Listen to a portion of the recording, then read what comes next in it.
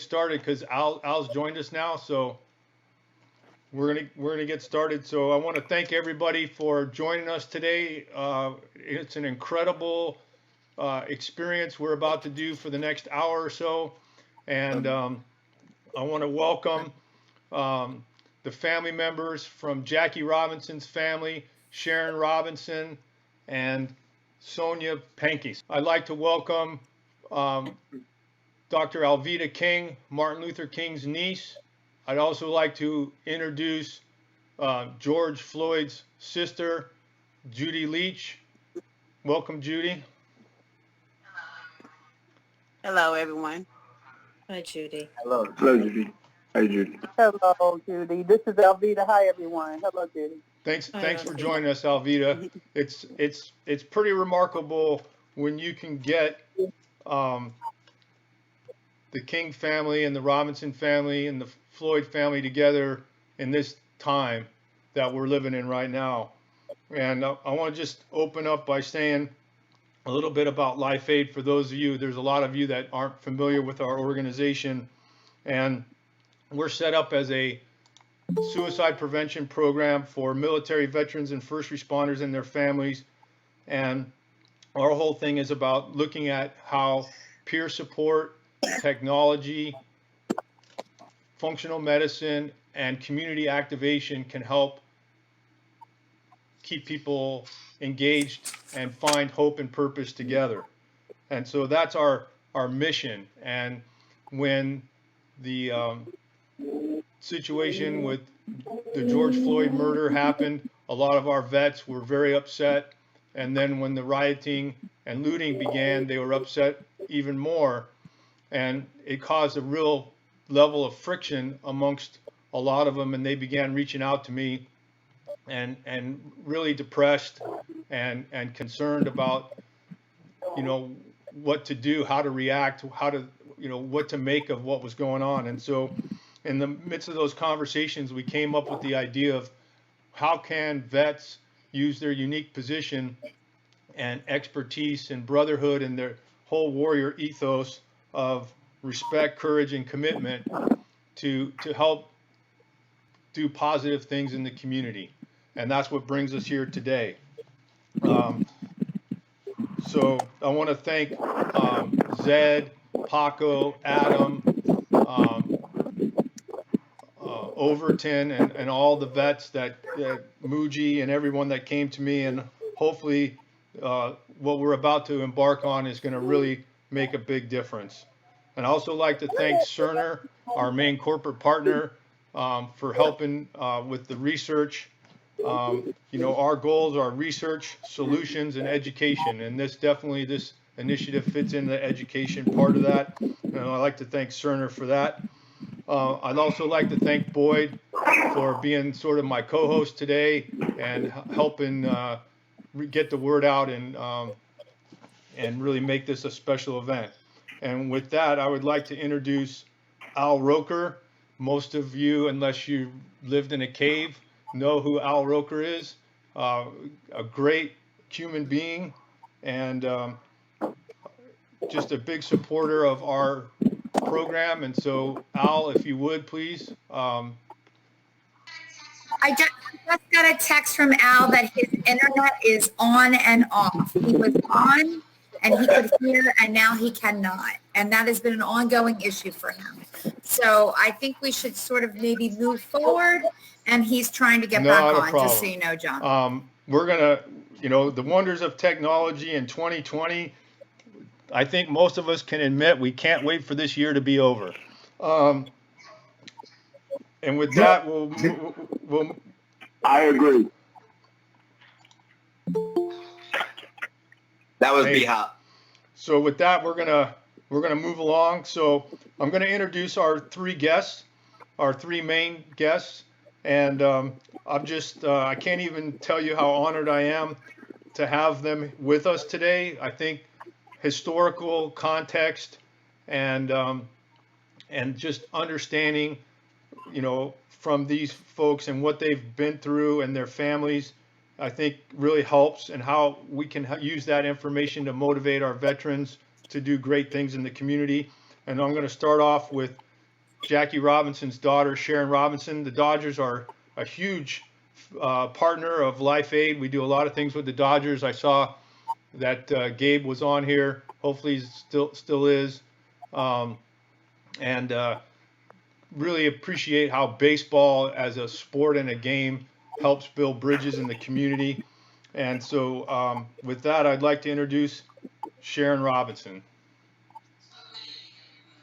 Oh, good evening, everybody. Good evening, ma'am. Good evening. Good evening. So many voices at once. It's amazing. Good Judy, evening. thank you. Judy, we are here with love and support from the Robinson family. Our matriarch is now almost 98. She will be 98 in a few weeks. And so she wanted us to join you to let you know our prayers go out to you and your family. I am also on with my niece, Sonia Pankey. Sonia is an incredible young woman, and so much of the inspiration today is the young people stepping forward and leading this protest, leading change in our country. So I want Sonia to be on representing the family. We, like met all of you, I'm sure, this week, 2 weeks, 3 weeks, have been very devastating and very prayerful and determination, and everyone finding their way to deal with it. Our family, we have vets, multiple generations of vets. My grandfather was a vet and was in World War I. My great-grandfather. And he was my grandfather. I never met him, actually. But he was cast in World War I and died early. My brother, Sonia's father, was a Vietnam vet. My uncle was also a vet in World War II and in the Air Force and was a prisoner of war. So we wanted to tell you that we understand that any kind of upheaval like we're having in the country, whether it be COVID or racism or police violence, all of those upheavals create greater tension and stress for everybody, and I'm certain it adds to the stress for vets. So, John, I'm very happy that your organization is there to support and to direct and to lead because, we know that vets are a special group of people and need our blessings. Thank you. Do you want to say anything, Sonia? I'm just honored to join this conversation. As my aunt said, really, we are leading the way forward for this community and the country to help heal. Your brother has caused a movement and is part of the movement, and we will see positive change. We realize this has been such a difficult time for our country, but it's time for us to stay still and to listen to the younger voices that are going to lead the way forward for all of us. And I'm committed to being part of that. Thank you, Sonia. Thank you for having me.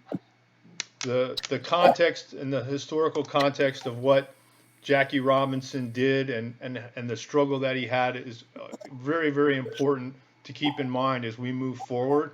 And possibly the greatest civil rights human being on earth was Martin Luther King Jr.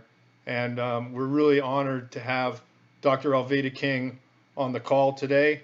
And I would like to introduce her and thank you for being with us. Thank you so much to Judy, to Sharon, John, for you to pulling this together.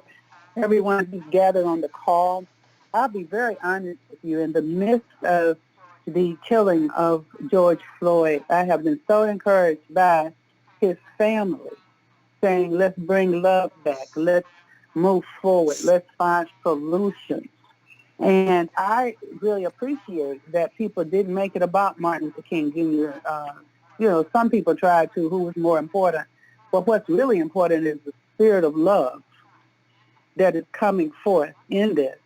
It's very difficult, of course, to forgive in a time like this. And in our family, we've had to ask Holy Spirit to help us, because some people, to me, some things are just unforgivable from a human perspective.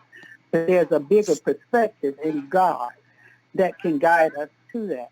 But I personally have been sustained and encouraged, and as far as Jackie Robinson, just amazing strength, focus, awareness of gifts that come from God, how to use them, how to become a legend and an example all these years later.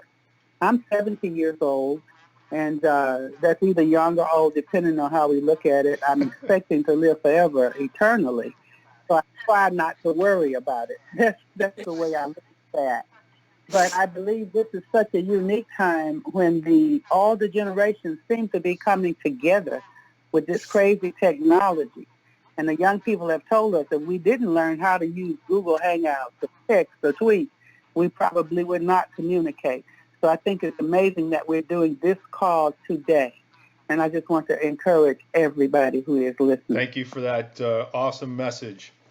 And last but not least, for sure, we have a number of vets in the Fayetteville, North Carolina um, area of Fort Bragg, and one of the larger military communities around.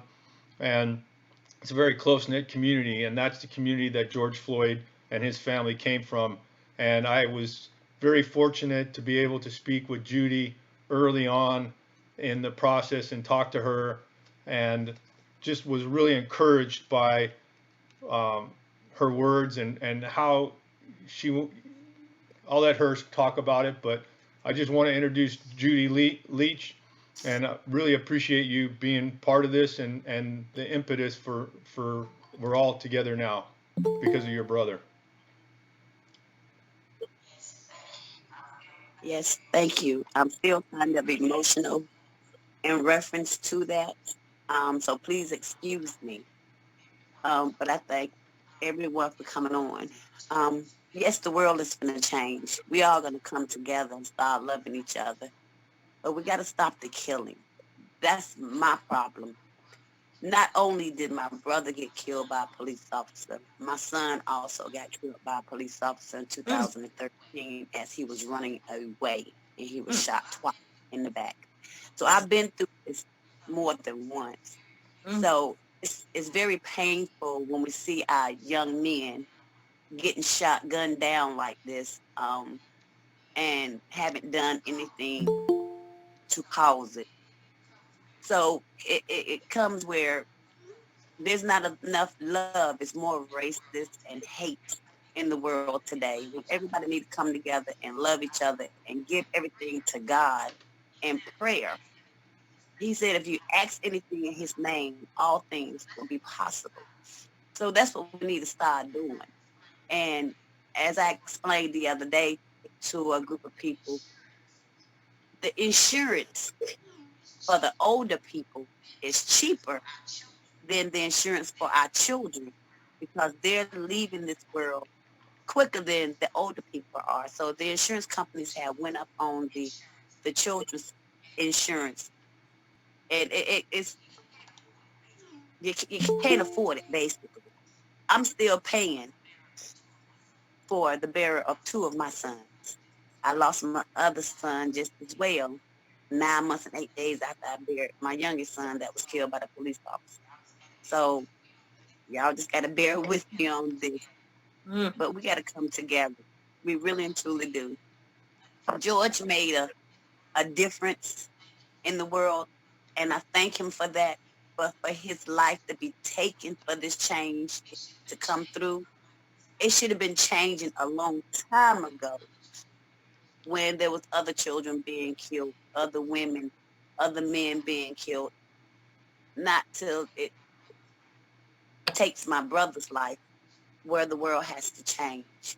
Even after his death, the young lady that got shot in her house, the young man at Wendy's.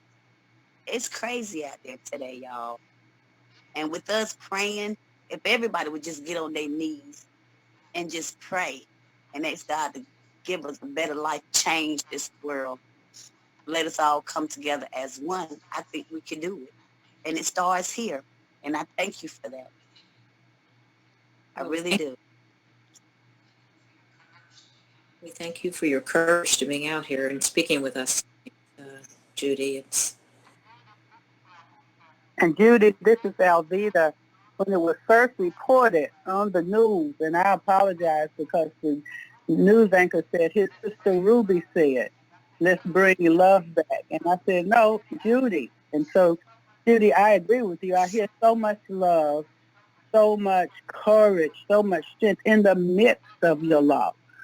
And that has to be very, very hard. It's only by the power of the Holy Spirit that gives you the sense to say, we need to get on our knees. We need to pray.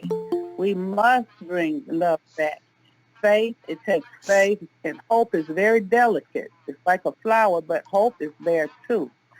So I agree. I stand with you. I personally, at 70 years old, and have had loss as well. And so your voice of comfort, of love, of encouragement, and really speaking the truth. Nothing else. Violence can't solve this. Politics cannot solve this.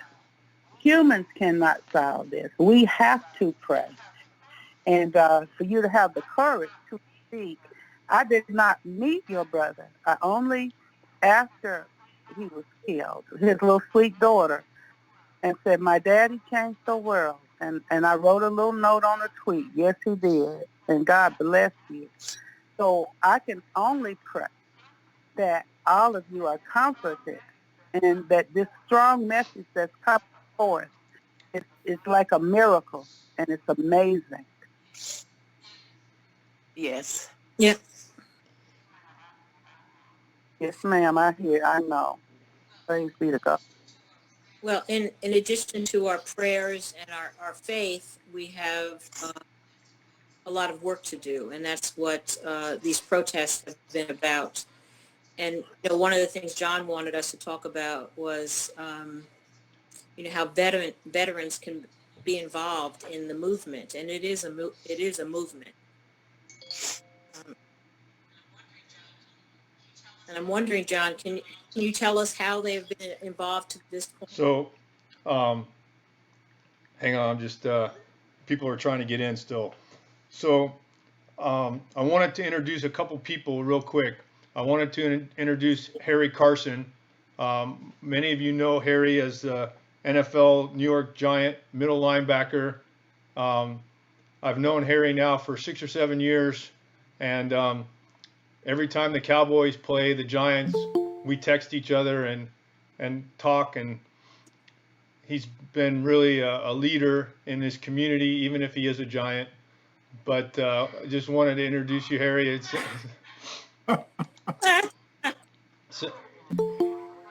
Now, wait a minute, John, Hello, everybody. Hi, Harry. You win some, you lose some, John. yeah. Well, we'll see. This will be the first time in quite a while that the Giants and the Cowboys don't play at the beginning of the season, so that's pretty good. I want to turn it over to Boyd. He's got a couple introductions real quick, and then we're going to really get into the meat of this situation here. Thank you all for having me here. Has Eric Kelly joined? No. So I think I introduced Bernard Hopkins earlier. I'll introduce him again. We have one of the greatest boxers of all time on this call, and as defensive-minded in the ring as any fighter who's ever lived. He dominated the 160-pound weight class and then dominated the 175-pound weight class, and he was a world champion past his 50s, which is pretty amazing. He said he won his world title before George, at a later age than George Foreman won his. And my personal background, sure, I'm a West Point graduate. I'm a major in the Army Reserve and the 361st Press Camp headquarters. I'm an Iraqi combat vet, and I was a world military boxing champion as an amateur. I'm also biracial. It's an important part of my life. Thanks, Boyd. We also have with us the director of the Air National Guard, a really good friend of mine and one of the really good military leaders our country has. And I want to introduce General Scott Rice. Hey, thanks a lot, John. Unfortunately, my internet is intermittent, so I hope all can hear me as I speak. But I'm very happy to be joining the call, and my goal here as a director, as a commander of over 110,000 guardsmen that many of you seen out and about in the streets, trying to keep things safe and trying to help us get through this pandemic and do all the things that we do as guardsmen, not only here in the States, but as Boyd said, he does all sorts of things all over the world as a reservist. And so it's pretty special for me to join because I'm here to learn, not really here to speak. I'm here to learn, understand, and try to help be a part of this, as you say, Sharon, a movement that we've all been in part of, but the movement, I think, has been moving like molasses, and we need to have it move at river rate and get some real good, change going that we can leverage, in all the events that have happened. And my condolences out to you who have lost your two sons and your brother. That's tragic, unnecessary, and shoot, I want to be here as part of the solution. Thank you, sir. And let's be, and as we talk about historical context, the National Guard has played a pivotal role in the civil rights movement. They protected the kids when they went and integrated the schools in Little Rock. They protected Martin Luther King and his march from Selma to Montgomery, among other things. So there's a rich history there with the National Guard. Another thing that people don't realize is the National Guard does a lot of in the area of police training, and we're going to talk a little bit about that later on. But General Rice and I had a discussion about how we can utilize the expertise of the National Guard to make our police better and be able to handle stressful situations more efficiently. We also have with us Admiral Margaret Kibben. She was the Chief of Chaplains for the Department of Navy. Alvita, she's your sister from another mother. And we welcome Admiral Kibben. Good. Hi, everyone. Thanks, John. Dr. King, thank you so very much. It's a pleasure to meet you. And Ms. Robinson, Ms. Pankey, thank you, and especially to Judy. I can't tell you how moved I am to see all of you on my screen. That's pretty darn exciting. And what's exciting about it is that there's a foundation of faith on this phone call. And it's a matter of faith that has to find a voice. And the fact that you are able to call up words like love and forgiveness and hope, all of you, in the face of all of this is proof that the foundation of faith is what's going to push us forward at this time. And Judy, I appreciate that your niece was able to say that your dad has changed the world, but I truly believe too that you have been chosen for such a time as this. You have a voice. And we all need to hear it. Thank you, ma'am. So I want to throw it to Alvita. I have a question for you. As we develop this effort and develop this program and this project, one of the main things we talk about is forgiveness. So how do we develop and maintain the capacity to forgive? Forgiveness is difficult. I, throughout my life, have had trouble forgiving people for various reasons. And after I was born again in 1983, I later learned to ask the Holy Spirit, I can't do this. Please help me to forgive. And my uncle, Martin Luther King Jr., was good at it. My dad, Reverend A.D. King, my grandfather, I saw them time after time. And I just thought it was something special that only special people could do until I realized that with the Holy Spirit, it can be done. And that's something, I ask this in the right way, Judy, to help me answer, especially just with us knowing not only did you lose your brother, but two of your sons. My goodness. How do you move forward? How do you forgive, Judy? Well, like you, I was raised up in a house where my grandfather was a minister. My stepmother is an evangelist. So even after my first son getting killed by the police officer, I was very angry and I was hurt. by losing my baby boy. But when I lost my second one, I asked God, why? You know, why me? Why take both my sons from me? And I have two daughters left, thank God. But he told me, I only loaned them to you. So that made me realize that I had to read a scripture in my Bible every day to go on day by day. So I kept reading scriptures. And as I kept reading the scriptures, it guided me and directed me in a positive way where you can't have a hardened heart like Pharaoh. Pharaoh had a hardened heart.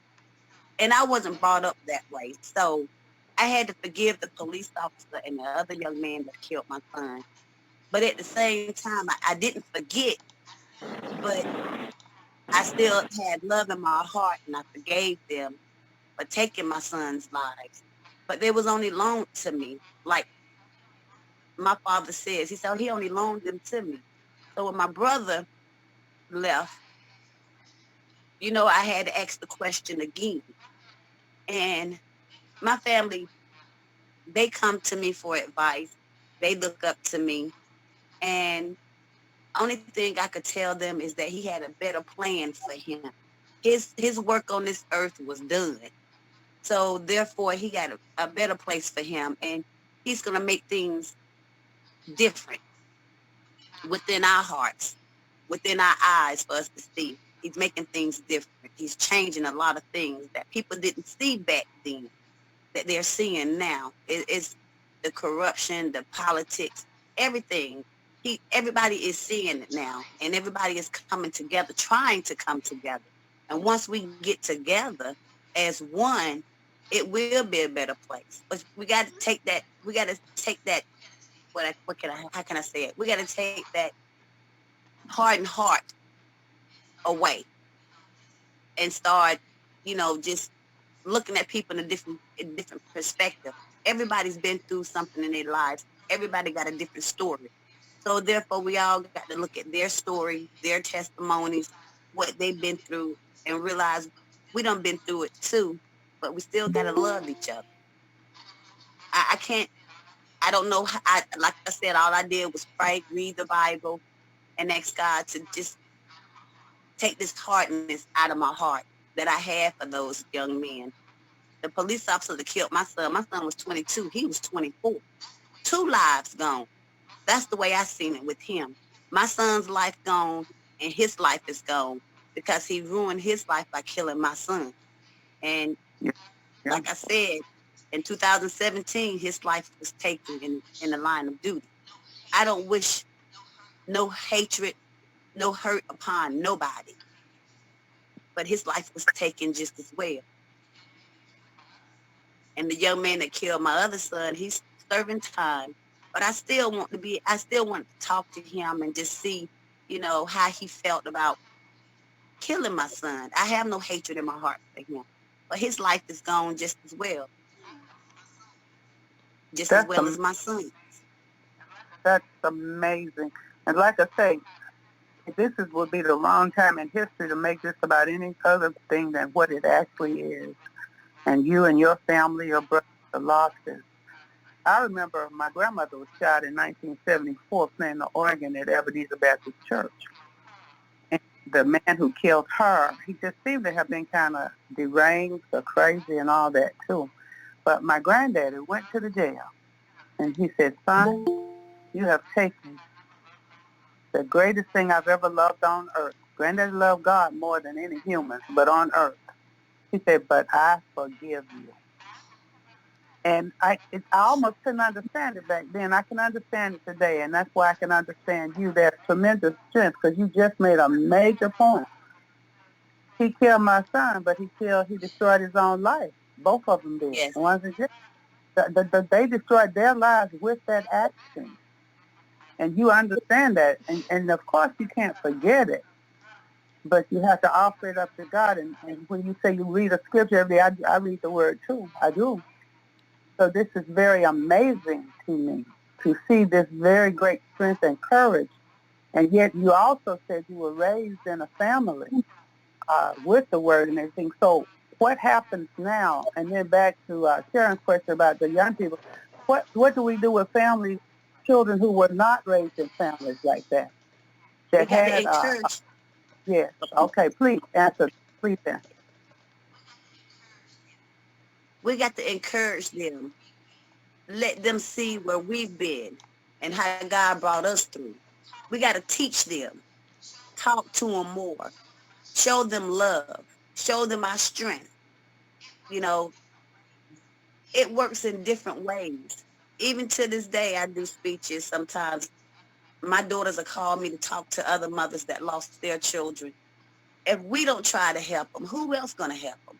Because we know the way. We know the word and we know the way. We Yes. have the love in our heart just as well as they do, but nobody's ever pulled it out of them. These Yes. kids need help. They really and truly do. I'm still going through. I still have two daughters that I pray about every day, that I talk to just about every day. And I try to Okay. see them as much as I can. We got Yes. to help these children see that you can make it out here without picking up a gun. You have a mouth, you have a voice. You can make it that way with helping someone else. That's my way of doing it. Yes. Whoa. Hallelujah. Hallelujah. I'll leave with the next question for you now. And this is again to Miss Sharon, Miss Alvita, and Miss Judy. If you three ladies wouldn't mind sharing, what about what is happening right now makes you most hopeful? We're not able to hear you, ma'am. Ms. Robinson. You know, we've been, Alvina and I have been through many generations of protest marches. And Yes. Yes. so,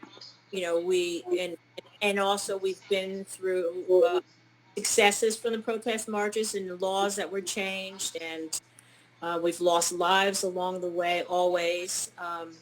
So I think what has encouraged me this time around has been the size of the crowds, the fact they continue with such determination, the fact that they are multiracial, multicultural, that they are being led by young people. And so we know that you just can't change laws. We have to change hearts. We have to change behavior. And I believe that, we're seeing things that we've never seen before, CEOs of companies stepping down or making, pledging to make room for people of color. The changes in by states changing their code of conduct or their rules around policing. But it requires us to stay in the struggle. I mean, it's not going to happen unless we continue that. So that's why I'm encouraged, because these young people are getting out there day after day, and it's building around the world. It's not just in the United States, it's all around the world. And we are three women who understand legacy and the things that we have experienced. And Jackie Robinson had to experience so many things, indignities and all that, but he knew exactly who he was. And my grandmother, Mama Tig, used to just love to watch him because it was a joy to her life. She loved baseball. However, but with this legacy, peace, and I have prayed with young people in Ohio on the phone. I've been in Winters Park, downtown Atlanta, a couple of Sundays ago, praying with the people, out among the people. It's important to go out among the people, to let the young people hear us, all the people, and to do exactly what Judy's doing. Instead of speaking hate and doom and gloom and all of this, to speak love, hope, and faith, forgiveness, and we still have to hear what Sharon is saying. There has to be a message. There's going to have to be us in the community speaking to the leaders, praying for the leaders, absolutely, but speaking to them and say, stop all of this. We must have solutions. We're going to have peace first and then justice, because we're not going to holler and scream and keep killing each other. It's not acceptable. So we have to stand against it. We have to resist it. but we do it in love. And that's, yeah. For me, I'm inspired by my grandchildren. I have 2 grandsons and 3 granddaughters. I was diagnosed with stage 3 lung cancer, and I'm still taking chemo, and I'm doing good. But to know that my grandchildren is growing up in this world today, I started with them and looking at them and talking to them, and then they ask me questions, and grandma, how you do it? You be in so much pain, but yet and still you keep going. Because I only know one way, and that's to keep fighting. Keep fighting. Yes, keep fighting and keep the love of God in my heart, having faith and believing and knowing that my grandkids will probably have a better life than we did, that things are going to change. I have one grandson, he's a year old. During the time that I was diagnosed with the stage 3 cancer, this baby didn't know anything about what was going on. He was a newborn. After I finished my radiation, I would get in the backseat of the car and lay my head down on his car seat. This baby would put his hand on my head as if he knew what was going on, or he was praying for me or healing me. And I came Amazing. through that, and I'm still here. And I just thank God that, you know, I'm able to voice my opinion and try to help someone else. Like I said, the younger generation today, I see them kids out there protesting. I mean, they doing a beautiful job in doing it. They speaking out. And that's what inspires me just as well to keep fighting, keep So, going. I totally agree. I spent a lot of time in schools. I'm a children's book author, and last year I was on tour with a book about 1963, and it's a memoir. But anyway, I was feeling like really, I was in Colorado, and they kept bringing me into schools where they were all white kids, and I kept saying, well, aren't you, in my mind, I'm going, aren't I going to go to any school where there are majority of Black and Latin kids? Anyway, the last school we were in that day, this last question came from a little boy way in the back of the room. He was a 5th grader, and he was white, and he stood up and he said, where did Black people come from? Wow. I mean, so my point is, then I said to myself, oh my God, that's why I'm out here. I mean, these kids had no concept of history, and No. I had to explain in the best way I could, about slavery and economic development of this country by, and injustice and all of that. But it's really, these kids, being able to get to our kids is so important now. We got our older kids out there marching, but these younger kids are watching, and they don't understand what's going on. So education is key to this whole effort we have to promote change. We've got to educate our kids and teach them about their own voice and give them a self-confidence that they can make a difference. And a lot of the information has been taken out of the history books, Yes. so they don't get that. As a matter of fact, we're celebrating Juneteenth this week, Yeah. and the Black Wall Street has come back up and all that. But the real main thing, and I learned this, it was so funny, and now it's been backed up with these DNA tests where you could find out your relatives and everything. So of one blood, this is Acts 17:26 through 28, God made all humans. One blood, not separate races. And so people say, I'm colorblind, I don't see skin color. Then you need glasses. Jesus gives sight to the blind. Of course we can see. And its color should be celebrated. It does not divide us into races. There's only one human race. And that's why Martin Luther King Jr. said, we must learn to live together as brothers, and I'll add as sisters, or perish together as fools. He said, when you learn to value the human personality, you won't kill anybody. Not the skin color. Skin color doesn't make us separate races. So the child needed to know religion, science, and philosophy. It's called, everybody has melanin, but some have more, some have less. And that's all that is. And then we have different ethnic groups, and that's not taught. And then I remember Black is Beautiful. Sharon, you remember when all of a sudden it became beautiful to be Black, because before you hid it and you liked light-skinned people better. And one of my little godkids came by, had a baby, and I said, she's pale like me. I said, I used to cry because I couldn't be as beautiful as my grandmother and my mother because I was too pale. Okay. And she turned around and looked at me, and I said, all these beautiful, rich, wonderful colors, we have to celebrate all of them. That's correct. And I mean that, because we are one race. Thank you. I mean, that's well said. I mean, that's what it's all about. And to that end, I want to get into the Voice Project and what our objectives are. And our first objective is creating and building trust and confidence in the community between sometimes adversarial groups through veteran-led engagement. And I want to throw this to Boyd to start the discussion, and how veterans can help us, the unique position of veterans in the community, and what role is best suited for veterans to help build those bridges. Thank you for turning this over to me. And from my experience with me, the benefit that veterans offer, the same as if it's a team.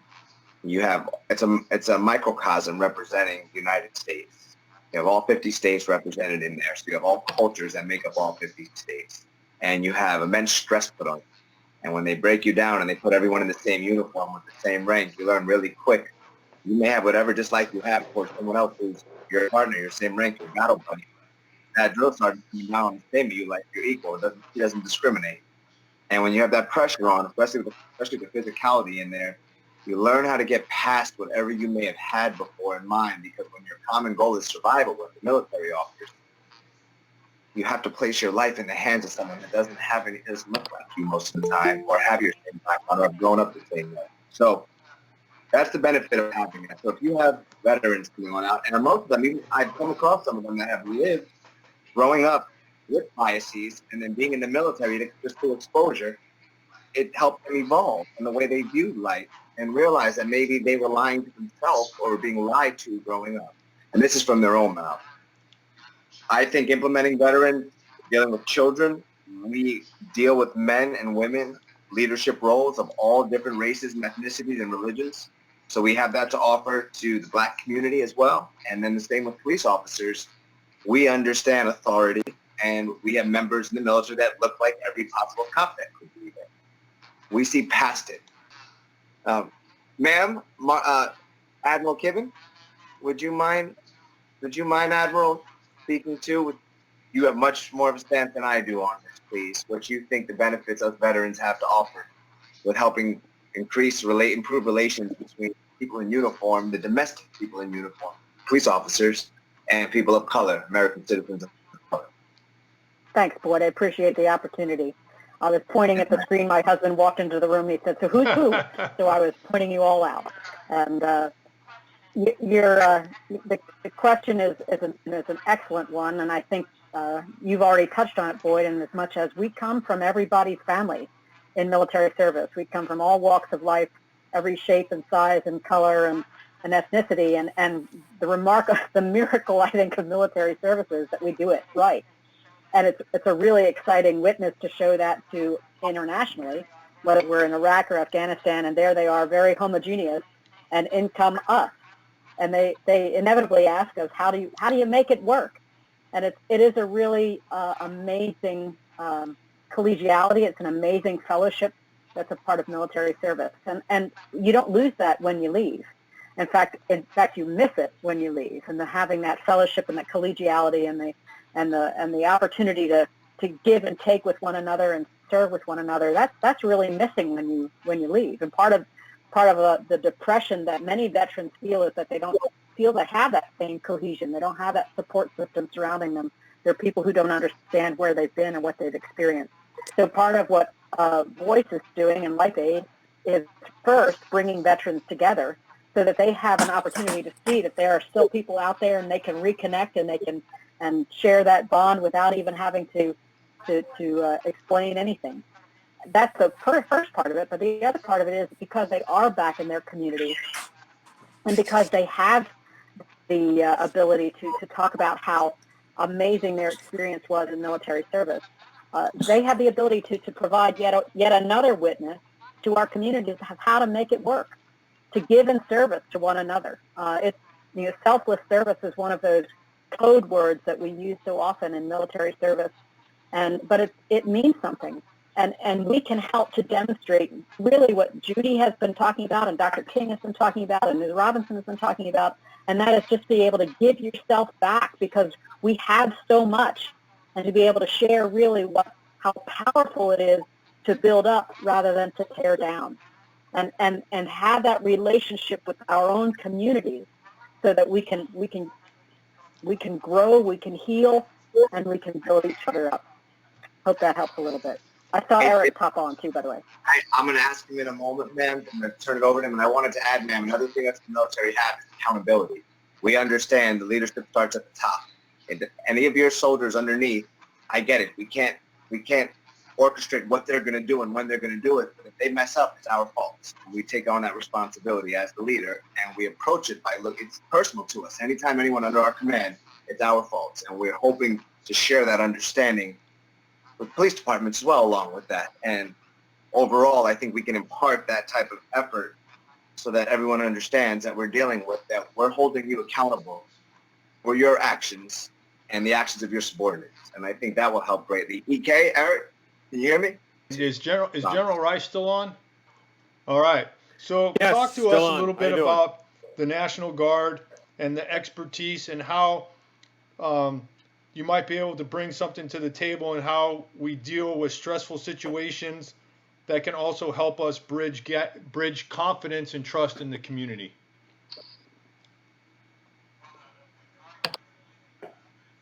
Well, the Guard definitely lives deeply in two worlds.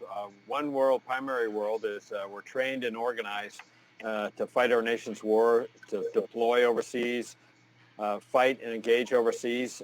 Sometimes it's humanitarian missions, and sometimes it's conflict and armed conflict, in fact.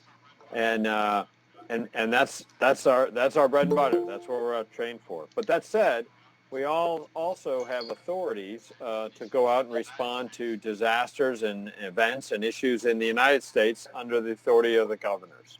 So when the governor calls and says, my uniformed services, whether it be police, fire, or emergency services, are overwhelmed by the event, like a hurricane, like a pandemic, or even keeping protesters, their right to protest in a safe and reasonable manner.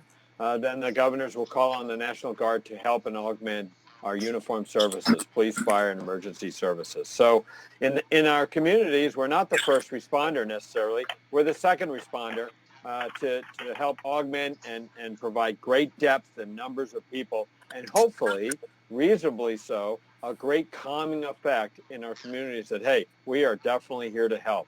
We are here to make things better. We're here to do those three big things we do in our communities, and that is save lives, minimize pain and suffering, and reduce the amount of property damage to the max extent possible. And that's it. Those are the three things we do. And with great pride, we've done that a lot over the years, particularly recently. And looks like Eric Kelly's coming up online. I see him there. Yeah. So And anyway, thank you for that, General. I'll mute and let Eric come on.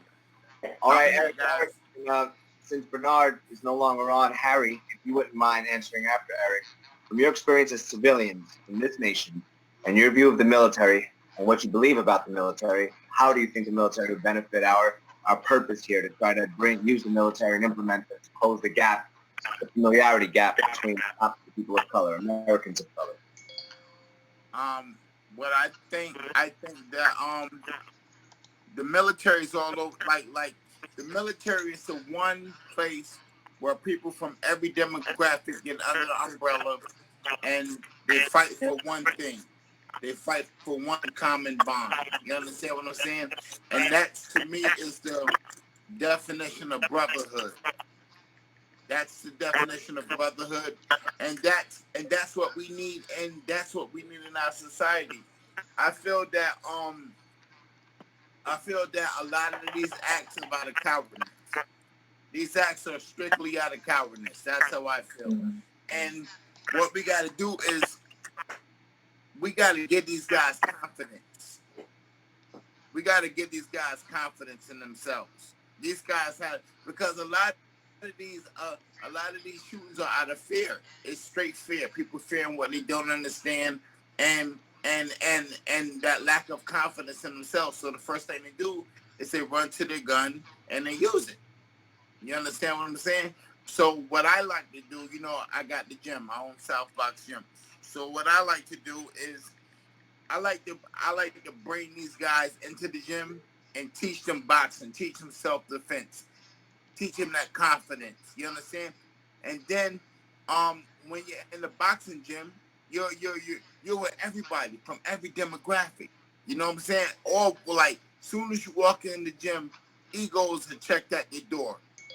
No one is different. We're all the same. You understand what I'm saying? So what I would like to do, I would like to see these people turn that cowardness into confidence. And that's why I think that the military doing what they do could help. Thanks. And Thanks, Eric. One of the things that Eric brought up is fear. And I think Yes, sir. that fear plays a role in a lot of things. Fear plays a role in prejudice because you're prejudiced against things that you fear. There's also fear when you're in stressful situations. And so I'm going to ask Jurgen, how does fear and how can we train for how fear influences decisions made by both police and by people?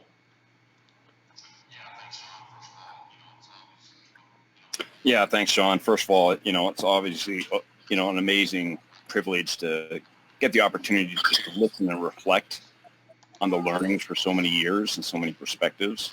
And I think, John, this is really, for me, what I've reflected through my career in special operations was how we actually reflect and grow and improve from these reflections.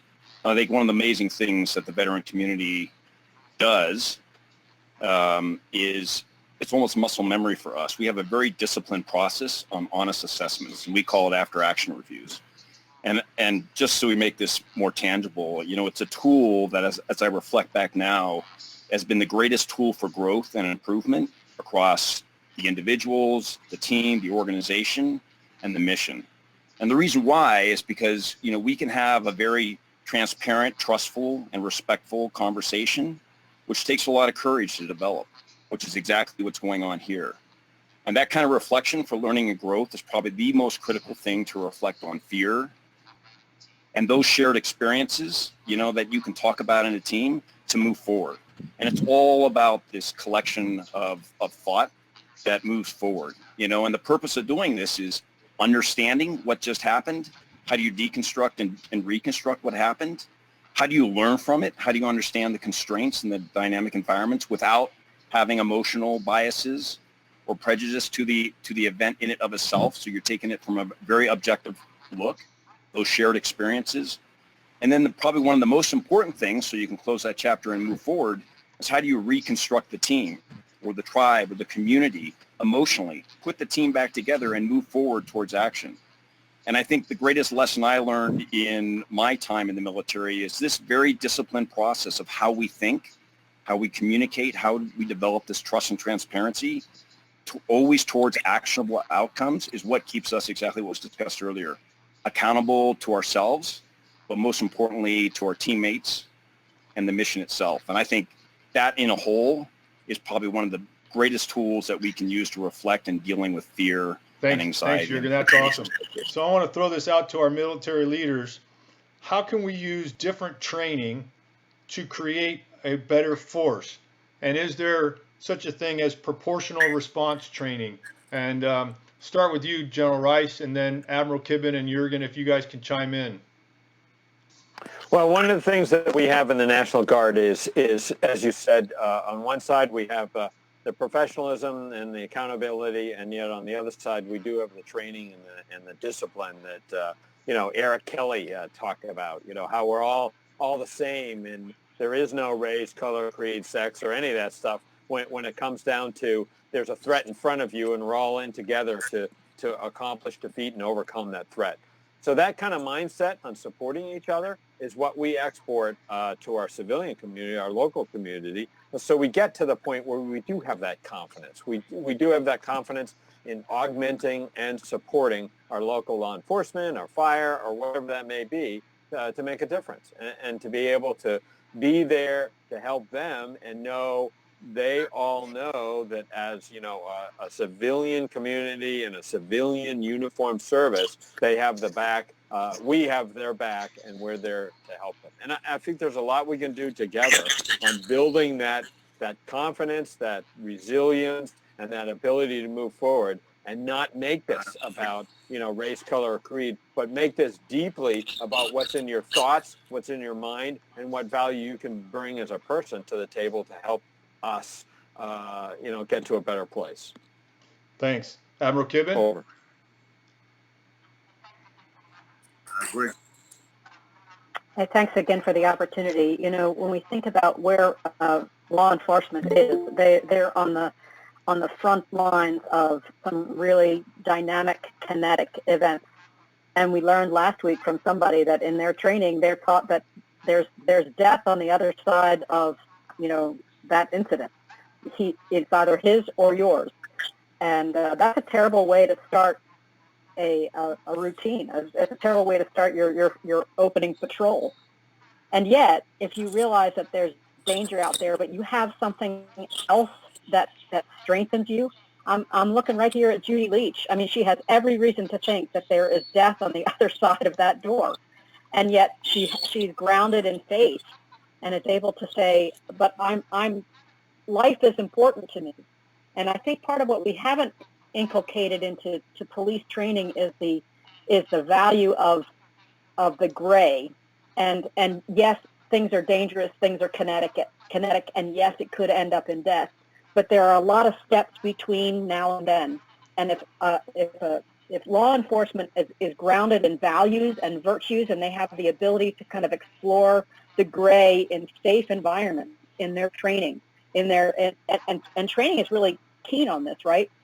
To talk about how there are different elements of threat, and how do you address each threat, and you don't bring a hammer to every nail that's out there. There might be other things that you can be bringing to the fight. We teach that in military service. We've talked about the 3-block war, where it's peacekeeping and peacemaking and full out combat. We need to be talking about that and looking about that like we do in the streets. There are things out there. There are children out there, and you're out there to protect them. There are people who are sort of on the fence and are just trying to defend themselves and try to make sure that they don't get caught in the crossfire. And then there are other people who are just out and out afraid and are using a gun for anything that threatens them. So how do police, how do law enforcement address those 3 different elements? And so I think our role as military advisors, if you will, is to be able to help them to be able to see the nuances and how to address the nuances to de-escalate the situation as quickly as possible. Anything to add? Over. Yeah, just quickly, I think it always comes back to the shared purpose, that deep clarity of why we did what we did as veterans and our service to country and our teammates next to us, to the right and left. And I think that same shared purpose is how do you amplify that to the nth degree? You know, and I think having that authentic communication, because we all know if you think you're communicating well, I mean, it probably sucks. You need to step it up. But more importantly, how do you really allow that transparency and authentic communication to really be effective? And I think, you know, that takes a lot of courage, in a different sense of courage, of having that articulation very clear, like we're hearing right now from Judy and Sharon, the whole team. And I think that's the critical piece. That's the power. And the more you do those repetitions, the more you get better at it. And I think it all just naturally improves everything that's being discussed. I want to kind of switch gears because I knew we were going to run out of time. Just such an amazing group. I want to touch real quick a little bit on, but your comment there, Margaret, was right on. I was going to throw it to Adam. Adam, if you could briefly just kind of Adam Bailey is a St. Paul, Minneapolis police officer, retired. He and Paco and a couple other guys were some of the guys that really got us started. Um, so I don't know, Adam, from a police officer's perspective, if you want to just give a quick comment. Yeah, there's been a lot of talk about the training and things that the police officers are getting. There is, and like we talked about last week, I think the varying degrees of training that police officers get varies so greatly across the country. And it's not just, it varies from state to state, from agency to agency. And if we're talking about building that kind of a national kind of a training thing, I think that could be beneficial. So everybody is trained at the same level and with that same degree of training that we're talking about, and including the de-escalation techniques. And I tell you, I retired about a year ago, but probably the 4 or 5 years prior to that, the majority of the training that we were getting, at least at the St. Paul Police Department, was on de-escalation trainings. And so I don't know if it's working. It doesn't seem to be, certainly in this situation. And so I think there can be some improvement. Paco, you wanted to say something real quick? I really don't know what to say because I missed the whole thing because. John, I have something as a veteran to share in regard to that. What we're trained to do is approach an environment with the mindset we're going to use the least amount of force as possible. And Admiral Kibben, excuse me, ma'am, when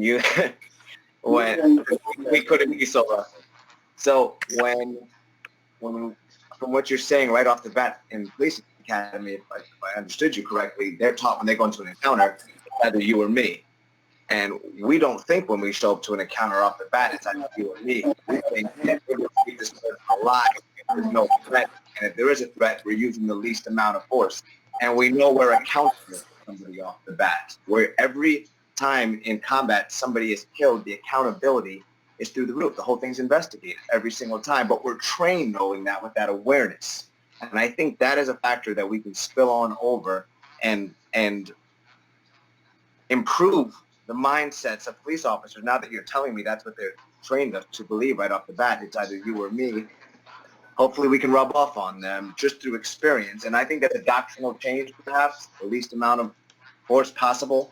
And we've been doing it for so long as a military, we're ingrained with that. And that's why we have challenges when we see too much force being used, so sensitive to that by police officers, because we were trained in a culture different than that. Doesn't mean they're not able to, but they haven't been exposed to that culture the way we have. And I think that's part of I want to throw it to Alvita because she has to go shortly. So I want to let her have a few minutes to say some things. Yes, I believe there are some new executive orders coming out about civil rights and about the police force and all of that. It'd be good to check those out. I believe that what Judy is saying, what Sharon has said, what officers, everyone has said, we have to have action after we pray. Frederick Douglass said, I prayed real hard on my knees, and then I got up and I went and did something. And Harriet Tubman was like that. Yes, absolutely. So we pray, we get our hearts right, and then we move into all of this wisdom that we just heard about de-escalating. That's just powerful. So I agree with all of that. I apologize. I do have to leave because I had something else booked as well. But it's just been such a joy, and I am so encouraged by this call, and I thank God for each and every one who has spoken and who's on the call. And it is making a difference. So God bless each and every one. And Alvita, we do these happy hours every Tuesday, and we are definitely going to invite you back. Okay. I look forward. God bless everybody. Thank you, Alvina. John, God bless you too. Thank you. Thank you, ma'am. I have to leave as well, but this has been quite an interesting evening. Boyd, I'm so glad you saw this distinction in training. That was kind of fascinating to hear. But thank you all for inviting us, for including us in this discussion. We will all remain both prayerful and active. And while you're still on, the last thing I want to do before is we want to talk about sports and how do sports, group activities, and getting people out of their comfort zone help people overcome fear and ignorance. And Harry Carson, I don't know if you want to say something about that, and also Sharon, just because of Jackie's baseball and how baseball can be such a powerful tool. You're unmuted. There are so many similarities between sports and the military. It's all about everybody working for that one cause. When you buy in, you cease to be who you were outside of a uniform. You stop being black, you stop being white, you stop being Republican. Everybody just sort of meshes together.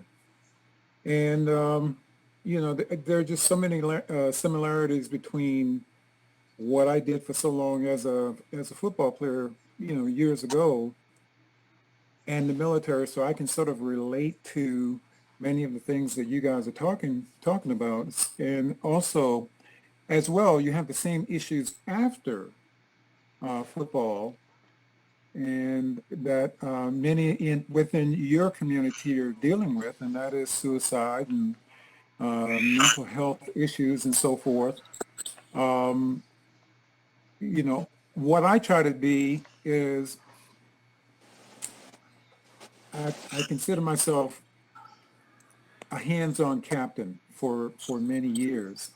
And, some of my guys have sort of dubbed me their captain for life. So even though I played football over 30 years ago, I still, in so many ways, have to deal with the issues that they're sort of dealing with and be their advocate for mental health. Or, I've had a couple of guys who have confided in me that they've contemplated suicide, and I've had to talk them out of it and get them some help and so forth.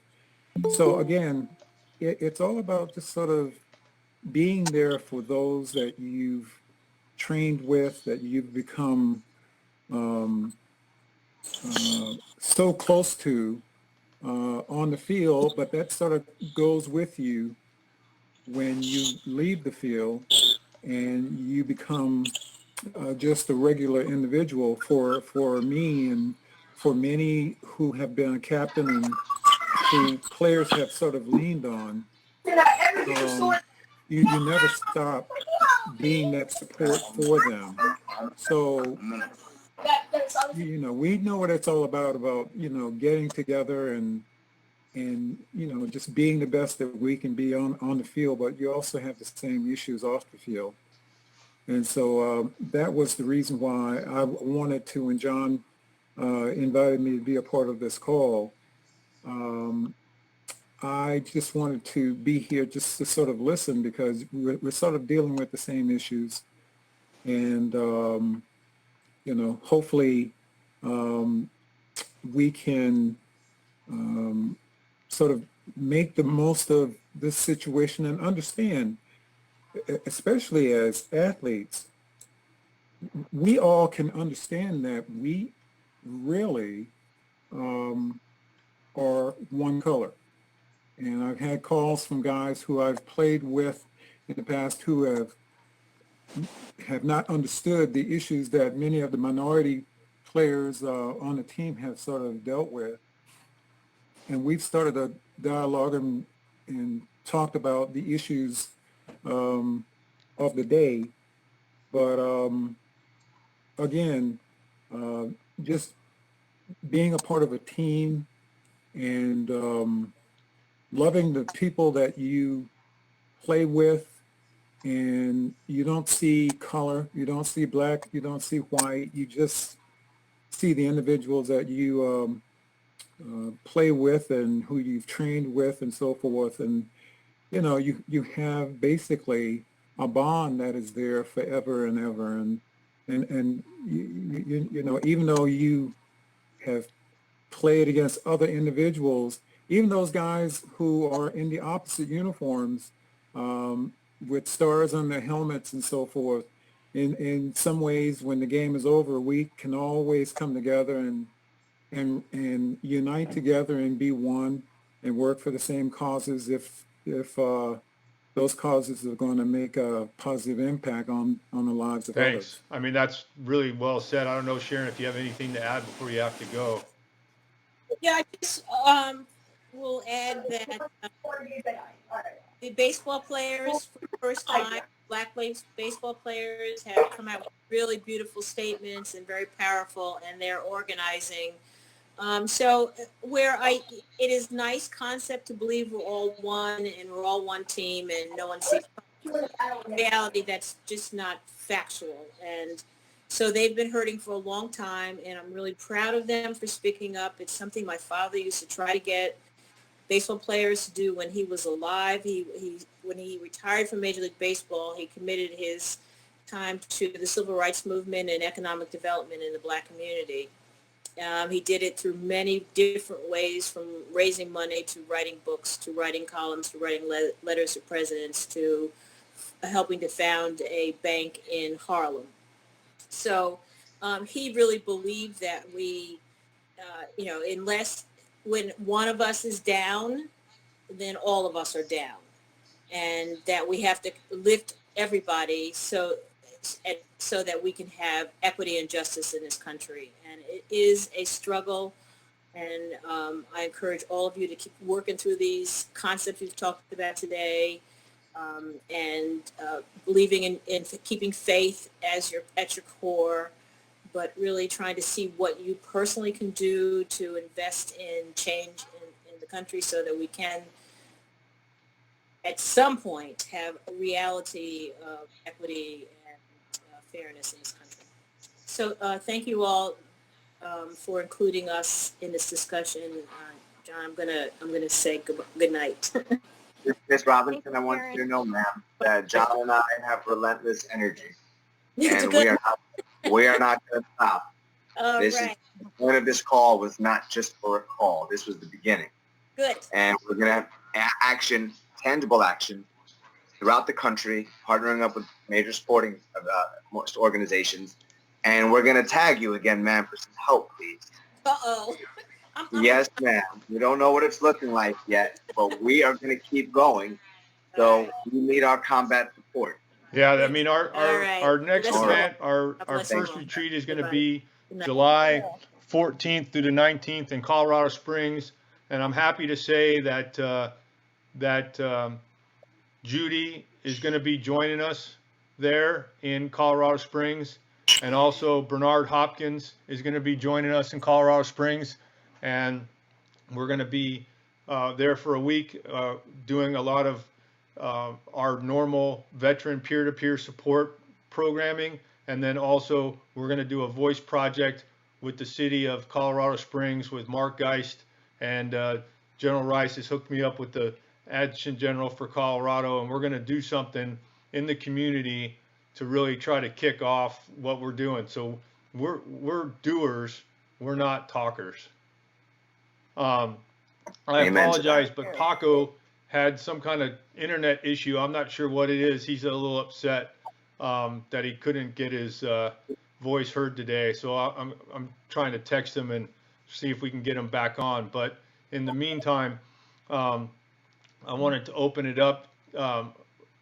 Overton finally was able to join, and he had a nice question about Overton. I don't know if you want to throw up your question there about code of conduct for police and if there's a different way to go about it. Excellent. And Lee Rusan just joined us, Super Bowl champion. So how's everybody doing? I'm just really sitting back listening. But it's been something I've been pondering in my mind is how does everybody perceive the police being governed under the Uniform Code of Military Justice when it comes to discipline or when it comes to accountability? And how does everyone feel about being able to escape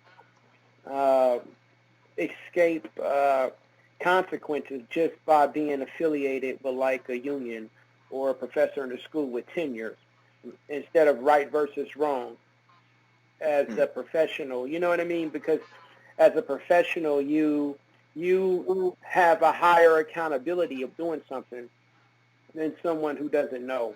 I had a conversation with John before, and I was telling him that, I have a commercial license, a Class A license. I have hazmat endorsements, tanker endorsements, all of these things. I'm regulated with like the Motor Carrier Division, the Department of Transportation.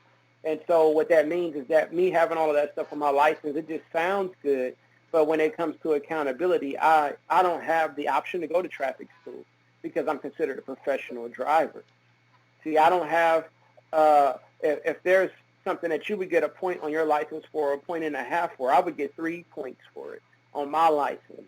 So things would be much stricter on me. So I'm just curious, what are your thoughts when it comes to dealing in a profession where you can take someone's life and there's severe accountability and the consequences can linger on for, decades or generations? How do you guys feel about the police being governed under the UCMJ or a similar type of government? I don't know if any of our military people want to take that on. General? Hey, this is Patrick Murphy. Hopefully you don't mind me taking this on, John Ward and the team. So I used to be a military prosecutor, but I was the first Iraq War veteran elected to Congress, and I ran the Army for President Obama. So don't hold it against me, but I was the professor for Boyd Nelson. Boyd is a great American, West Point graduate, All-American boxer. And Mr. Carson, I was a former Eagle security guard in the old 700 level when you were playing. And when I got to Congress at age 33, the Giants had just won the Super Bowl under Eli's leadership. And we honored the New York Football Giants with a resolution, and it passed 412-1. I was the one. So I have Catholic guilt, sir. I went into my vote against honoring the New York Giants. It wasn't personal, but I won my re-election by 15 points, 55,000 votes because of that vote. So all politics is local, if you know what I'm saying, representing Philadelphia and beautiful Bucks County. But to get to the point, which I know is a serious conversation, the police actually are not, they don't have to abide. The Uniform Code of Military Justice is only for active service members, those on active duty, those National Guardsmen called on active duty, even if it's by their own governors. And we have this law in America called posse comitatus, where, it's only as a last resort that the active duty military are supposed to be in our streets. That's why there was such outrage last week when we saw what happened in Lafayette Park. But, we do have federal laws, and in fact, one that was just executive order just passed today, making sure we mandate some real criminal justice reforms. We all know that there is a two system when it comes to criminal justice in America. And there's a lot more we need to do and hold people to the fundamental principles of what our Constitution is all about, and the Constitution that we all take an oath to support and defend.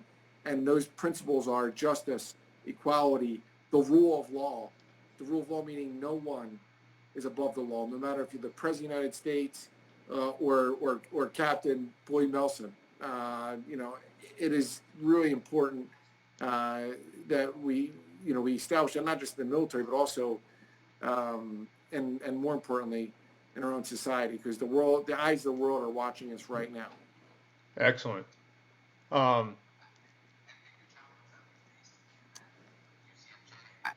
I think the challenge that we face is that with UCMJ and our active duty, it's federalized. So it's one standard for all 50 states. It's not that way, so we're not centralized in the police districts. It's precinct by precinct, and maybe at city or county. I'm not sure what the terminology would be, but it's not. I know it doesn't leave the state to go to the other state. So that's a tough part. It would have to be all 50 states agreeing to it independently. And we can't force it upon them. That's not American, and that's not our Constitution. So it's a challenge. But the standards, I wish. Thank you. And thanks for picking on me, sir. I love you, brother. You know I'm talking to you, Captain Murphy. I'm talking to you, Honorable Patrick Murphy. I noticed Mr. Carson didn't say anything. He might be knocking on my door any minute. I might be in trouble, but I love you, Mr. Carson. Hope you take that in jest, even though it's true. Well, I tell you right now, at the Oh, age I of don't know about 66, I'm that. pretty harmless. That's pretty funny. So we have a Olympian, Muji. If you want to talk a little bit, um, Muji called me up the other night, Sunday night. He was having a hard time, and I'll let Muji tell the story. Hey, how's everybody doing? Yeah, we can hear you. Can you hear me? No? We're doing well, thank you. Yeah, John and I were talking the other day, and we met about, was it about 7 years ago? I was in a car accident in August of 2011, and I had third and fourth degree burns on my legs and left hand, all required some form of amputation. And he was coming up with the ride with the It was veterans because of thing, the and somehow we Boston connected Marathon bombing. that way. But we were I had speaking the come other to night. the rehabilitation clinic to work with the amputees for the Yeah. Boston Marathon bombing, and you were doing your rehab at the same place, and that's when we met. Yeah, and my accident was about a year before that, and so I did a lot of mentoring and sort of. Some of those guys and girls had the same injuries that I had, so I did what I could do to help who I could. But when John and I spoke the other day, I'm explaining how I'm this sort of laid back, happy-go-lucky guy, and I just find myself angry, and in the absence of justice, where does that pain supposed to go? And I found myself, posting things, going all crazy, and we talked for about, I think it was like an hour and a half, and it was close to 1:30, 2 o'clock my time, because I'm in Boston. But what he did is I just started sort of putting everybody in one group. Anybody who wasn't for, the Black Lives Matter thing, I just said you're racist. Like everything just sort of, it just brought me to this tipping point almost, and the conversation was couldn't have been at a better time, because John helped me sort of break down prejudice, racist versus prejudice toward bias, and it just made me understand things better. And then hearing Miss Judy talk earlier, I got a lot of inspiration from her, because after my accident, my brother died in a work accident, and 6 months after that, my grandmother died. And aside from my mom, those were the people who raised me. So I was mad at the world, and I had so many backtracking conversations with people who wouldn't even acknowledge the fact that there's been oppression of Black people in America. So that those conversations, explaining that to somebody was beneath me, I thought, and I was having a lot of those conversations, and it was just good to talk to somebody like John. And I don't think we agreed on We agreed two on a things. couple things. But yeah, we did, but there was plenty of things that we had differences of opinion about, and it just sort of created a better dialogue, really, because there was points you were making, and I hope there was points that I was making that just sort of made you think about things in a different way, from a different perspective, and you definitely did that for me, and that whole idea of it not being a polarized society where there's, if I'm right, you're wrong. That's sort of it's just everybody yelling at each other right now.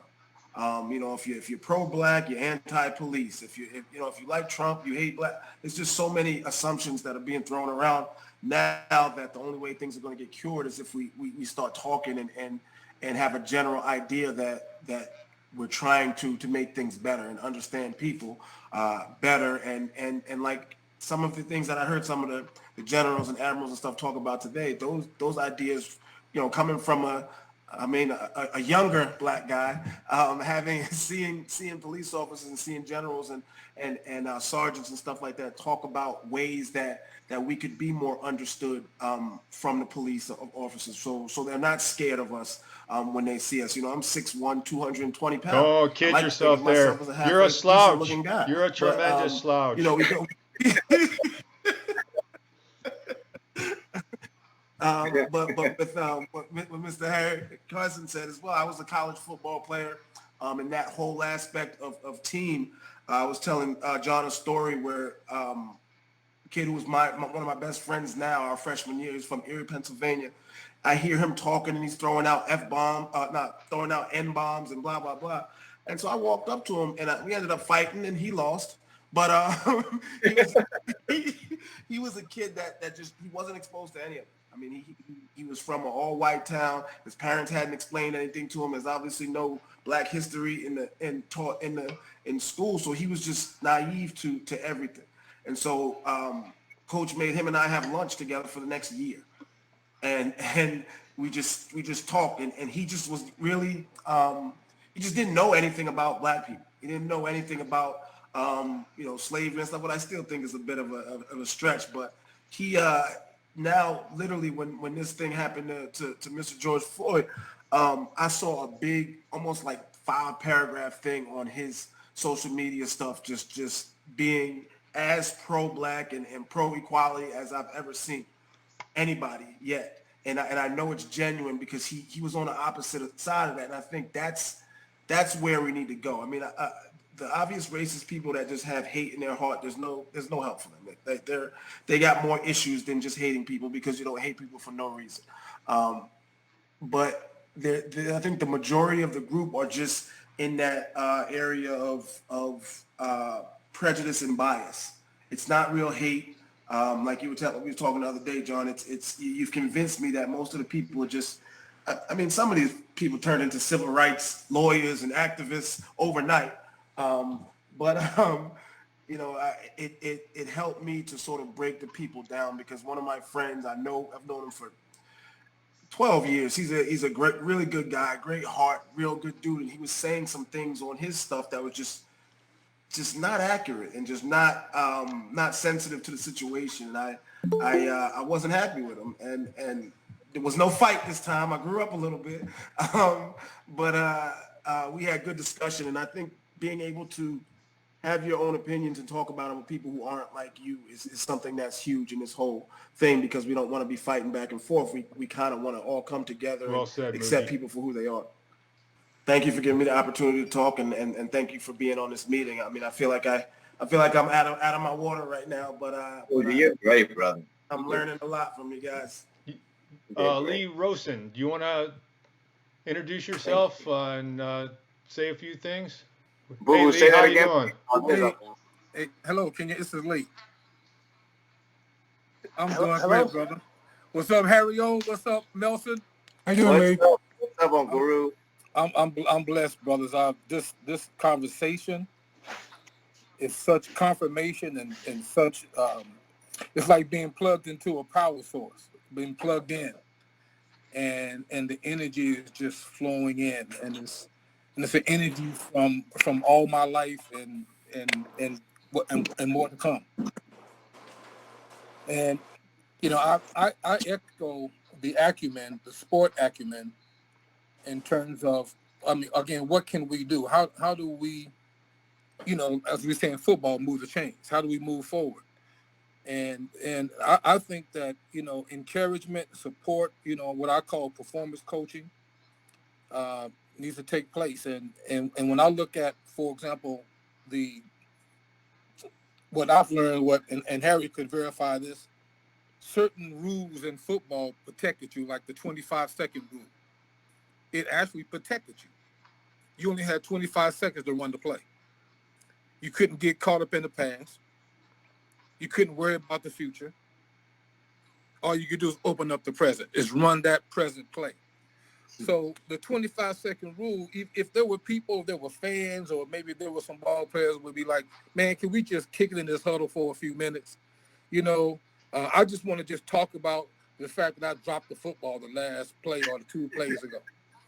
Can I worry about the future? The quarterback didn't call my play last time. So you know what? I just want to just worry about it. The 25-second rule covers everybody. It determines a sense of urgency. It makes it clear that it's not about you.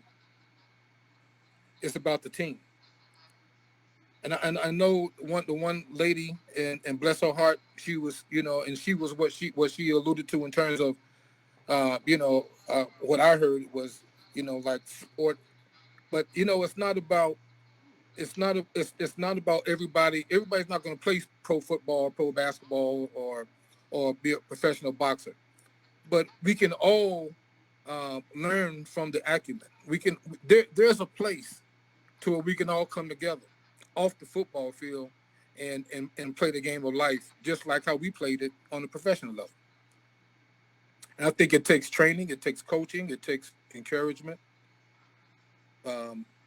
But sport is one of those high places. Sport, entertainment, business, military, education, family, religion. There are all these high places to where only a few individuals are leaders.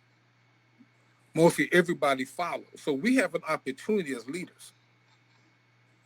We have an opportunity to lead in this present time and situation right now. And what an opportunity for any one of us to rise up and in the best way that we can, wherever we can, lead. Just like Harry talked about him being a life leader, and it's true. I talk about Harry Carson all over the world, how he led us. I talk about a situation that changed my life, was pivotal in my life. And I wasn't the main ball player on the team, but I was a part of that team.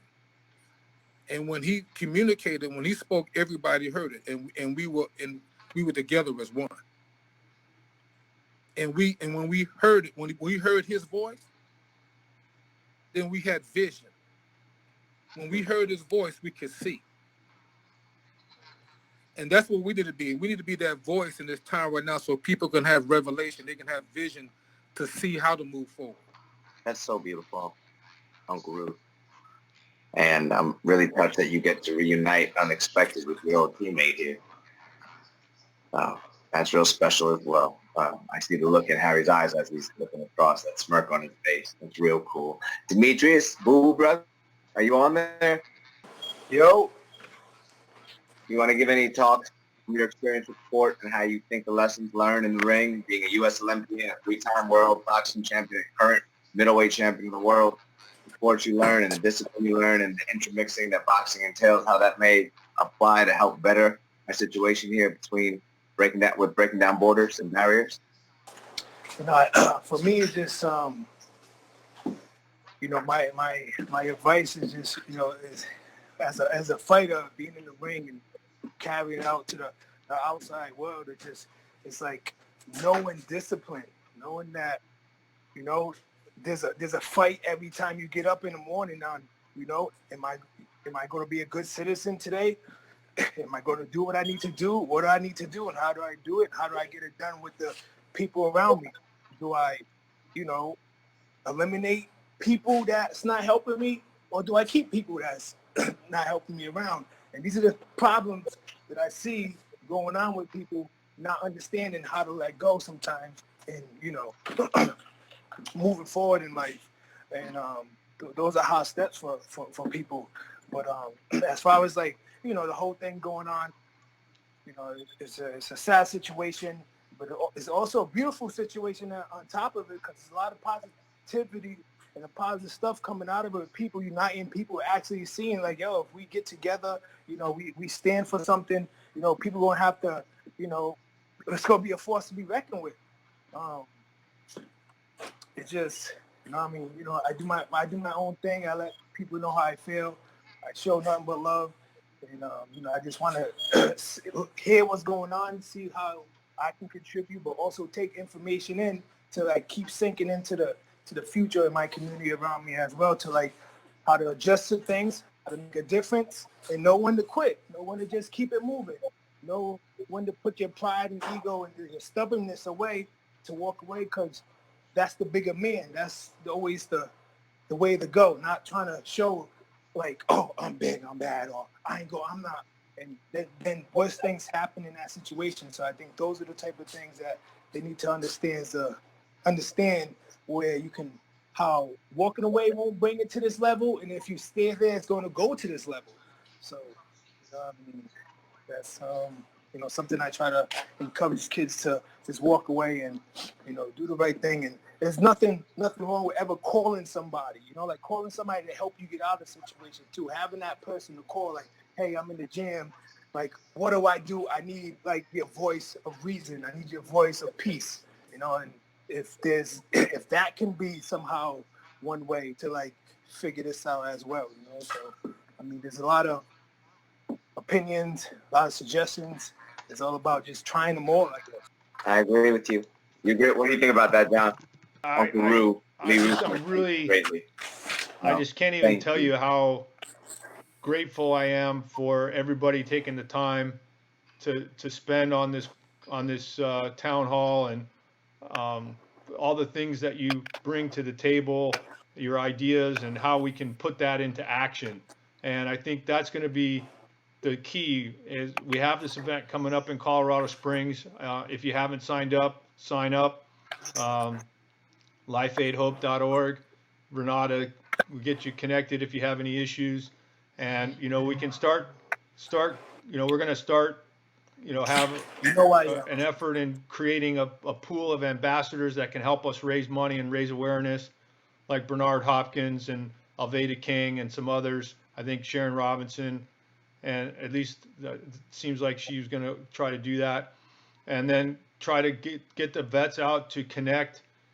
Use the American Legion, use the Elks Lodge, use the VFWs as a place to host events and bring together different communities, put together events. And Paco had some great ideas. Unfortunately, he had some internet issues and we didn't get a chance to chat with him. But, not just have a suburban school, a bunch of kids from the suburban area play a bunch of kids from the inner city, but actually mix the teams up so that the things like teamwork and competitiveness and accountability and those kind of things, you have to learn to trust. And that goes a long way. And, we just got to just take it one step at a time, but we got to go, it's time for action.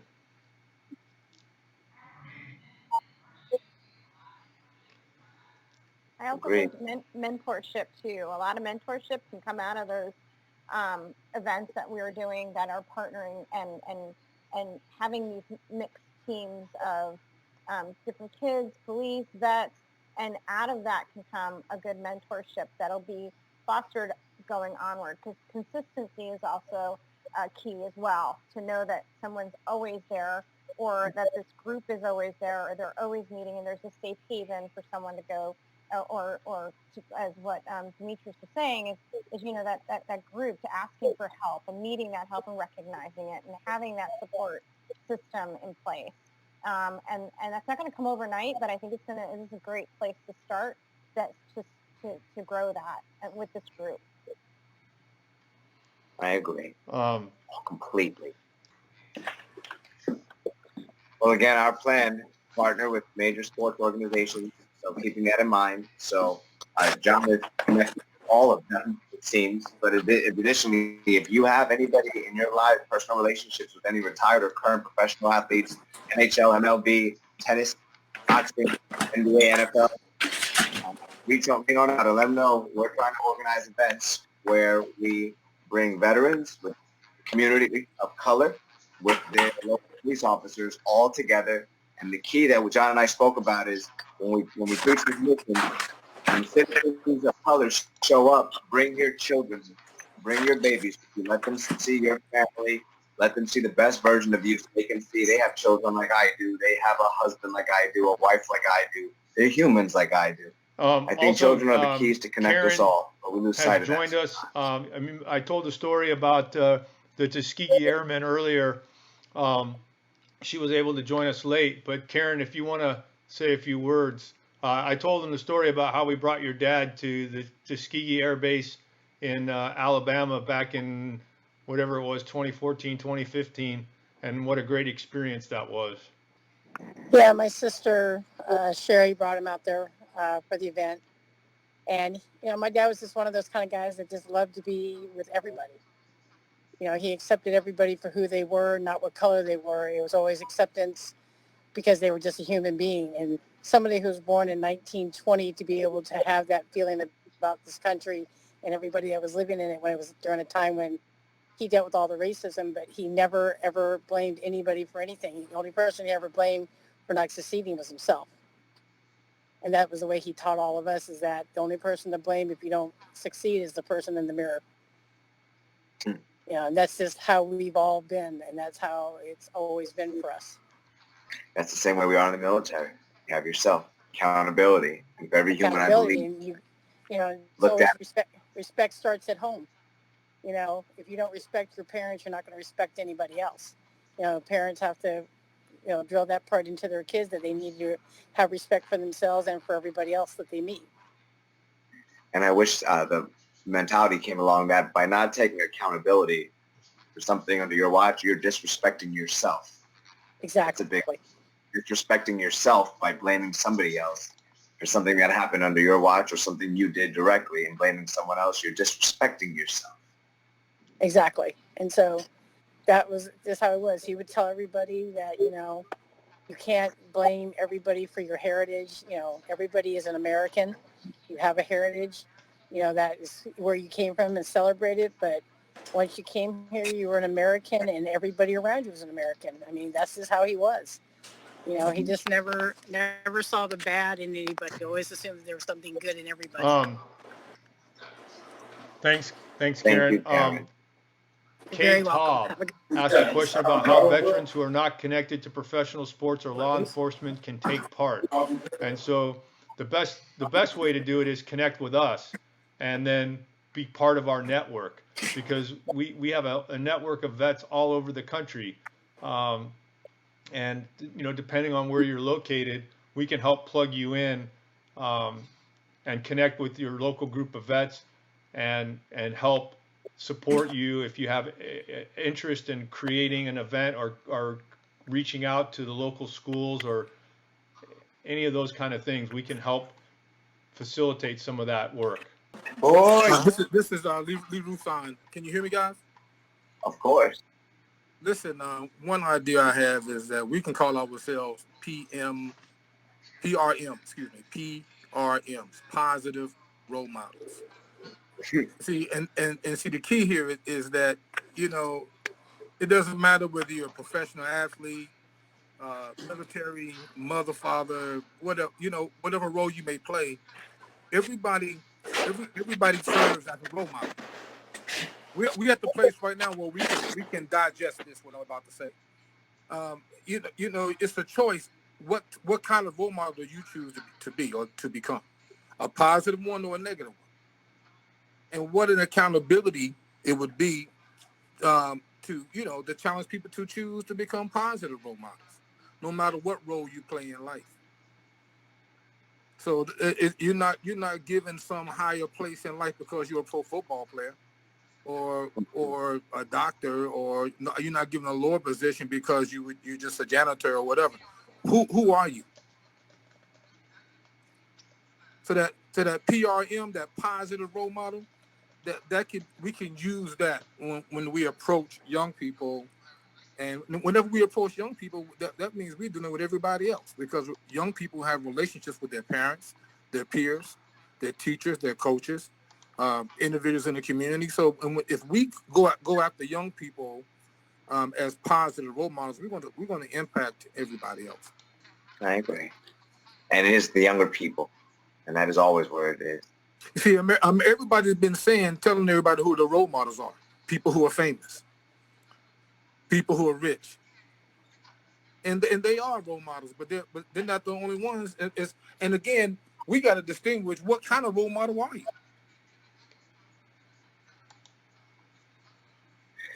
A lot of people been getting away with stuff in a certain kind of way just because they are famous or whatever. And then people who are not, they get away with not doing anything. I'm just a parent. My kid doesn't have a poster of me on his bedroom wall. So why should I be a positive role model? I could just do it if I feel like doing. And then Uncle Roo, that falls back into the whole concept of accountability. Right. And some of us think we don't have to be as accountable as others, maybe because we are famous or not famous, or we try to label how significant we are in somebody's life, but we don't know who we are through their eyes to them. So Exactly. we try to take the onus off of ourselves because we have to come with excuses sometimes. And that seems to be a big part of the culture too, that accountability aspect, I think. And John and I were speaking about that before, and I bet everyone on this call would agree with that, the accountability. And that's where us military folk come on in. And that seems to be what we specialize in. It's under your watch, it's your responsibility, even if you didn't personally do it. So if you turn that word around, we all serve as a model for whatever role we play. So when young people or the country sees veterans and professional athletes and whatever role you play together, having the same voice, even though every voice is different, but there's a common vision. Mm-hmm. So, I mean, can you imagine the kind of impact that will have on the younger generation right now who are coming up? Their time is here right now, and they can actually learn from us to face the challenges that they're going to have in the coming times that we're living in right now. Yeah, I hear you. I hear you big time. I got a quick question. I was because I wasn't tuned in. Sure thing, Google. So I know it's like the veteran, the cops, the people. Like how is the cops going to like relate or listen or take order from veterans? Like how is that going to be like one of the things? Because that's what I heard. Like some of the top, like what is like the structure to Well, do that? Like how a you lot gonna of get cops are cops to veterans. Go ahead, respect Boyd. a veteran in Well, today's right. world? I was going to say, Boo Boo, it's not so much of telling them. And remember, right now, our whole nation seems to be most sensitive to include cops. Nobody wants it to keep going how it is present moment. And the shift right now seems to be we want change more so than we want it to remain the way it was. So I think everyone's buying into that. And then there seems to be this inherent respect that veterans demand, or not without demanding it, command rather, inherent respect that we command, as Uncle Rue has shared with me before. And I think our egos will be lessened or lowered when we see the other party being people of color coming to the table. Their egos are dropped as well. And who better to try to facilitate and mediate that than those that wear a uniform that's the same uniform as everybody else, or wore one that's the same as everybody else, and have lived by a code where we were willing to go into harm's way for every single one of them that we're trying to help now. People of color here, cops over here. We all volunteered to go away from our families to possibly face the worst of the worst, death, to protect their liberty. So I think that's why that respect is commanded without us having to actively command it. And I believe right now with that, if you come from a loving space, that energy and it's felt just by existing in that space. So that's what we're going to tackle here. And we're also going to let them know we're not going to impose ourselves on anybody. If we show up at a precinct and say this is what we're doing, they're going to come and join and want, because I think right now we all want what's right now to stop how it is. So it either regresses back to how it was or it evolves. And the shift right now from the masses is towards evolution. So the police system has to evolve because they preserve us. They exist for us. So they're supposed to model after what our needs are that are still legal. And I think that's what the hope is going to be there. We want change. I think they wouldn't have a problem with change if they felt that us American citizens wanted to be better as well and law-abiding. So it's almost like an unspoken contract. We're going to allow you to govern us as far as authoritative, where it comes to you're going to decide the legality, can we do this or not, and we'll have to pay the price for it. But we're going to trust you're going to use the equivalent amount of force necessary based on what we're presenting you. That's the unwritten contract. And if both of us bought into that we understand we have to behave, but if we don't behave, we're going to pay for it. But if we pay for it, you have to make us pay for what we did, nothing more. I think that aspect, and both sides came, because that's how we have order. We would agree with it. You're still going to have outliers. The idea is familiarity. See them with their children. I don't see any police officer who has children at home as well seeing someone of color with children coming to a neutral space where they want to meet each other. And we're just their veterans to be able to speak to both of them, not really give orders. It's going to be legislatively and policy-wise if they're going to stop them to training. That's what we're hoping for, but that's not the veterans' role. Yeah, Our role that's is well to help said, them Boyd. introduce each Our other role to is the to other. be the bridge. And that's about it, and be there. You know, a lot of veterans are policed. I mean, I think Eric spoke about it earlier. I don't know if you were on when Eric was talking about the special place that veterans have in the community and how you can use that to build bridges. And, you know, when we do our events, we work with the local police. We have conversations with them. We had someone from the Las Vegas Police Department was on the session earlier. You know, and Las Vegas has done a lot of work since 2012 in training their police on how to have interactions with the public in a better way. I mean, it's one of the most international cities in America. People come from all over the world to go to Las Vegas. It's very important that they do things well there and have a good reputation. And they've been hard hit by suicide. You know, there's more police suicides than there are veteran suicides. And a lot of people don't realize that, and the stress of the job and everything else. So, you know, we've done a good job as an organization over the last 12 years of building really great relationships with the police nationwide. And so I think that that's why we came up with this idea. Was we had Adam Bailey, who was a police officer, and Paco, who was a veteran, come together and say, you know, we can do better. Veterans have a unique role to play, and it's going to help us find hope and purpose together. And that definitely sounds great. You know, that's definitely some great information. I think when I was saying about the veterans and cop situation, I was speaking more about like retired veterans in the No, community. that's exactly right. Trying to like pitch in and also be a part of that. So that's more where I was coming from. Yeah, thank you. Yeah, I understand. You thought it would just be tell veterans to go and try to inform cops. Maybe you should be doing this different. That's not structured. No. What you said, but also like the people, the veterans that are not cops, that are more like in the community to be a part of that community as well through the organization you guys have here now. I thought that was something also in play. John, that may be something. Absolutely. Well, being part of veterans in the community, showing up to what we're doing when we bring children and police force and the community together. Those are veterans from that community that are going to be showing up. So that's going to be them playing an active role by just showing up when we have these events. So we don't have like a set local of 10 veterans that we're going to fly around and state. It's going to be the veterans that live locally there. No, I was going to say we're going to have more calls like this. We have these calls every Tuesday. So I mean, I would encourage you to come back next week and think about if you have ideas that you want to bring to the table. We'll send out to everybody who registered for the call today. We'll send out a notice to join us next week. It's 4:15, so I want to kind of wrap it up. And just again, thanks everybody for participating and being part of something that was really very, very special. Thank you. And Uncle Ruth, I'll be seeing you tomorrow. Thanks, Patrick Murphy, for showing up. Thanks, Boyd. Oh, this was all my pleasure. Thank you, everybody. Thank you, everyone. Thank you, guys. All right.